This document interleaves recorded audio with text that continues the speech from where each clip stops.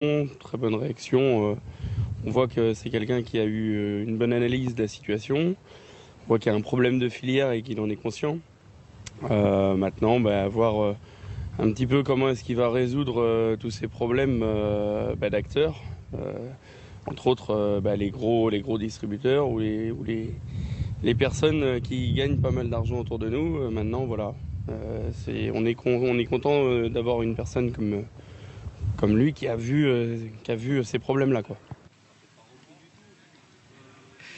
Malgré cela, malgré ce ton très direct et malgré le caractère très accueillant de cette entrevue, eh bien Emmanuel Macron n'a pas convaincu tout le monde, notamment sur le fond, sur la question du Mercosur, cet accord de libre-échange qui inquiète beaucoup d'éleveurs, notamment d'éleveurs de bœuf, de viande.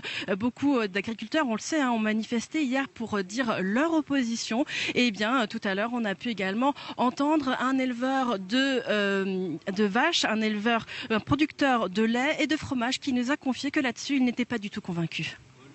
Il nous a réconforté à peu près un peu sur la viande.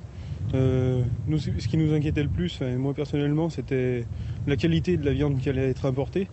Bon, il nous a réconforté en nous disant qu'ils allaient faire attention et puis les consommateurs avaient le choix surtout de faire attention à ne pas acheter cette viande.